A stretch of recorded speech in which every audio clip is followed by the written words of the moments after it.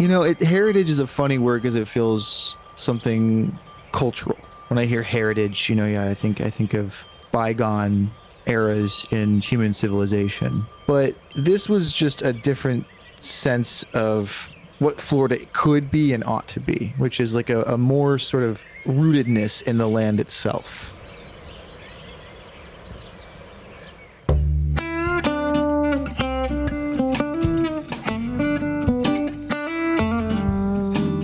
Welcome to Forum, Beyond the Pages, the podcast that tells the stories behind the stories of Florida Humanities award-winning magazine. I'm Andrew Quintana. We're all about great storytelling this season as we speak to the writers featured in our summer 2025 issue of Forum. This week, journalist Isaac Eger on his story, Consider the Cow. They may not be a native species, but cattle are more Florida than you think.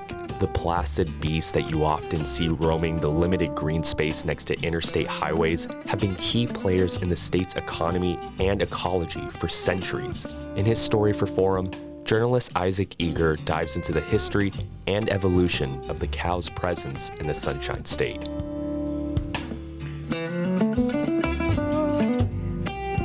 The cracker lifestyle seemed pretty interesting. Actually, I kind of related to your opening of the story. I also grew up in Florida.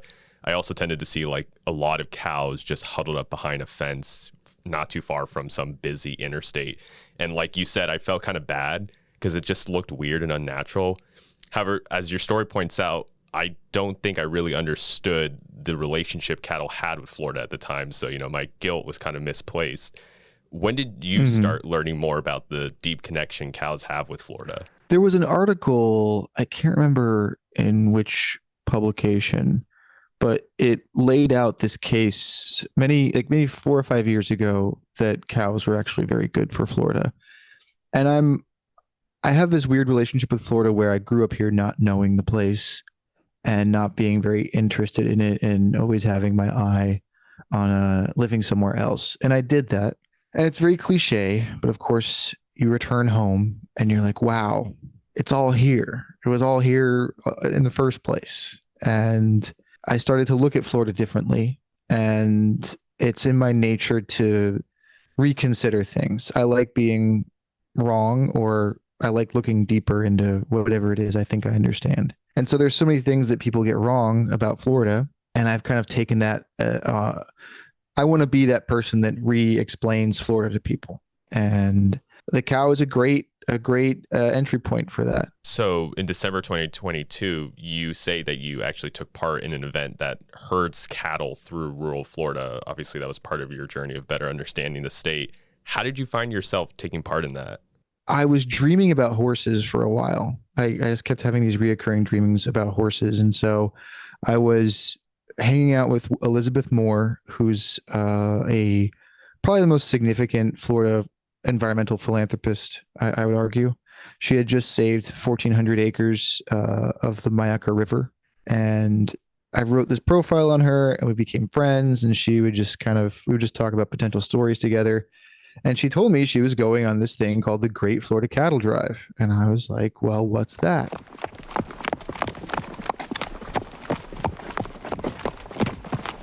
She explained that it was this ceremonial reenactment, very loose reenactment of the Cracker Trail, of the old cattle drives that Florida crackers used to do, 100 plus 200 years ago.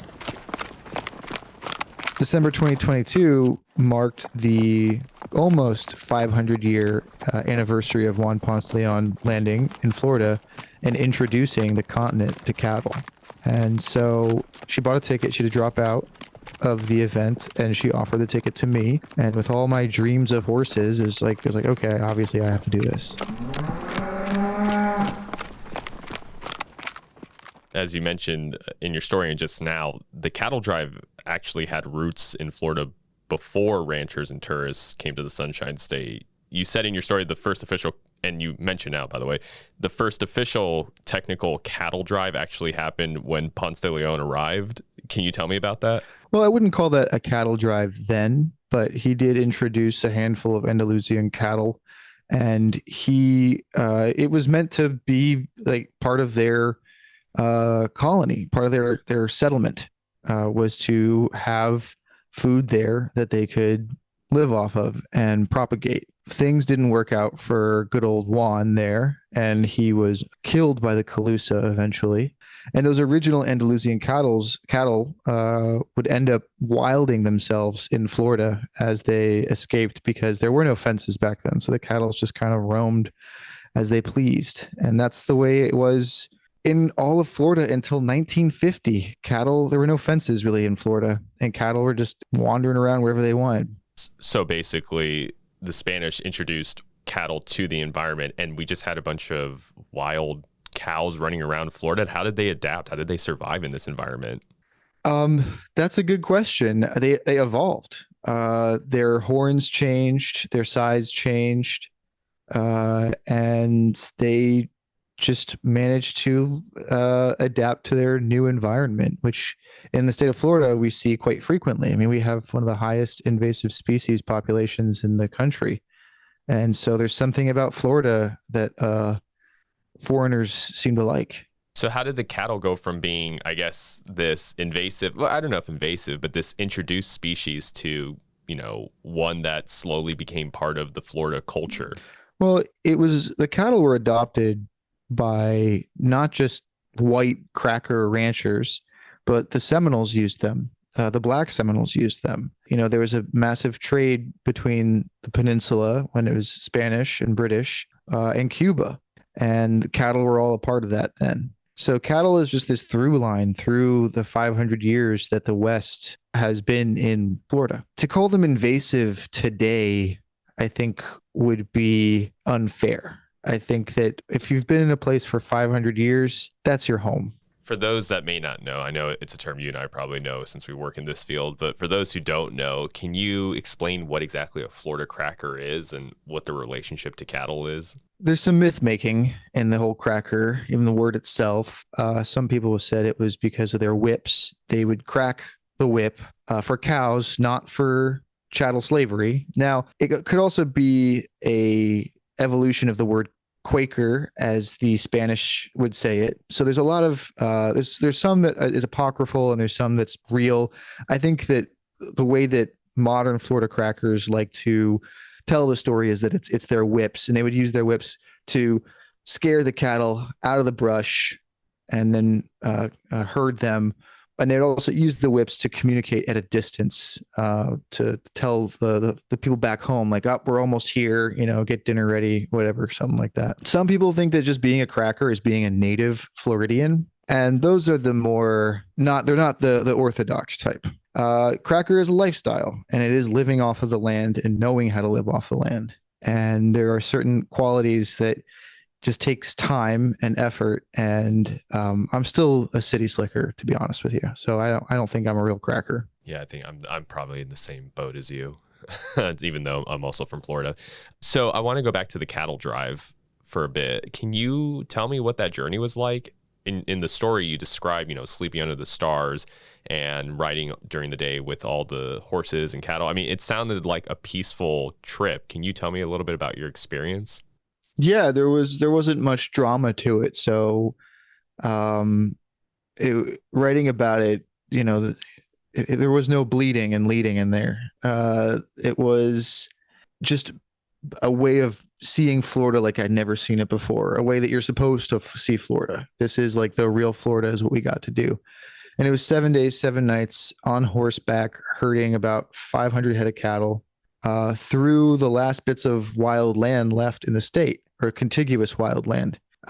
We went through private ranches, let us move through them. It wasn't a straight shot. The old cracker trails would go from, the west coast to the east coast to some port, and then the cattle will be shipped up either to the northeastern states or down to Cuba. Because it's not possible, it's not physically feasible to traverse the land like that anymore because of all the development, all the roads, that we had to go through this very winding path to do the 80 miles that we did in that week. What did it teach you about kind of Florida's heritage? Obviously, the experience is a big part of this deep dive into the relationship Floridians have with cattle and the history of that relationship. How did that journey inform your understanding of that part of Florida's history and its heritage. Heritage is a funny word because it feels something cultural. When I hear heritage, yeah, I think of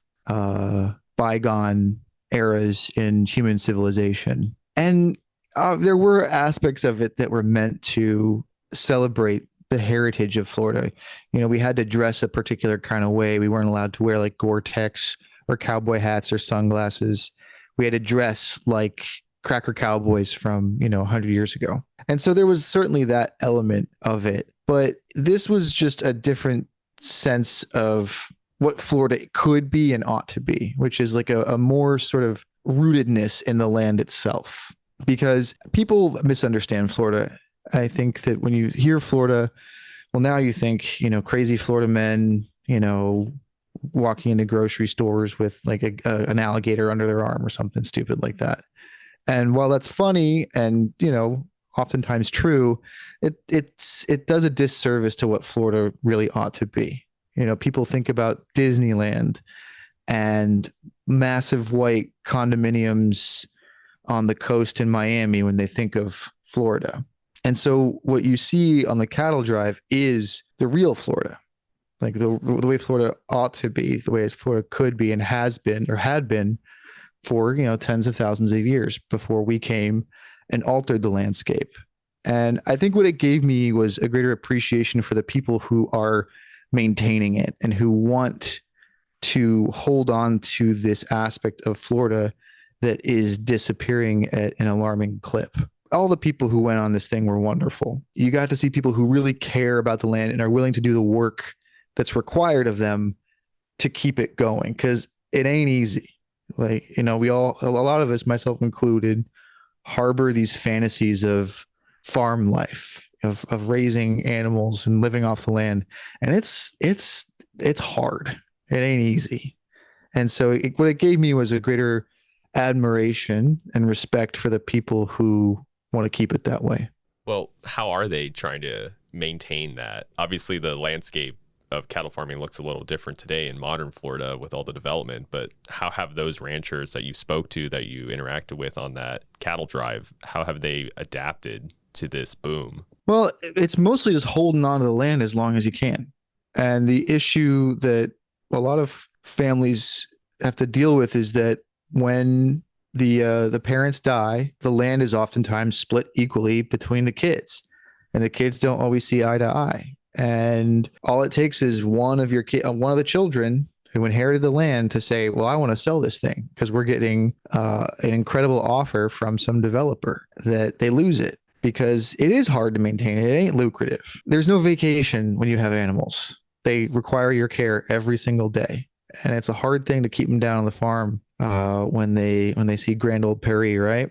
There have been efforts to encourage people to keep the land, to keep being ranchers. You had agricultural exemptions that were put in place to ease the tax burden that a lot of these ranchers would have to deal with the state.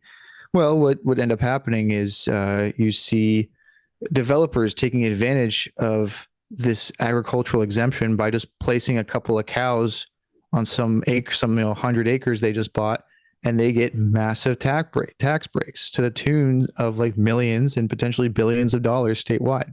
Well, there are these efforts to keep the land wild, which is not just important for our cultural heritage, but for our environmental heritage as well. It is these private lands, these ranch lands, that are the last bits of old Florida. It's where all of our megafauna thrive. You can't have the Florida panther without ranchers. So now, having gone through this experience and doing all this research for your story, how do you consider the cow now? I consider it Floridian. I consider it native, certainly more native than I am. It belongs here.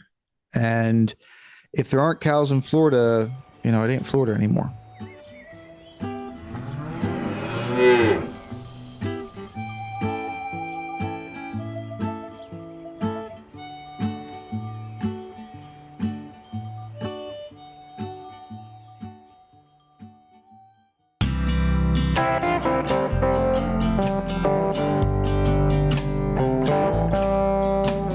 was Isaac Eger on his story, Consider the Cow. Forum, Beyond the Pages, is produced by Florida Humanities. Our music was created by Tampa Bay musician JJ Padishal. You can follow him on Instagram at JJ Padishal Music. To read the digital edition of Forum, visit floridahumanities.online. Want to get the latest issue of Forum magazine delivered to your door 3 times a year? Become a Florida Humanities member.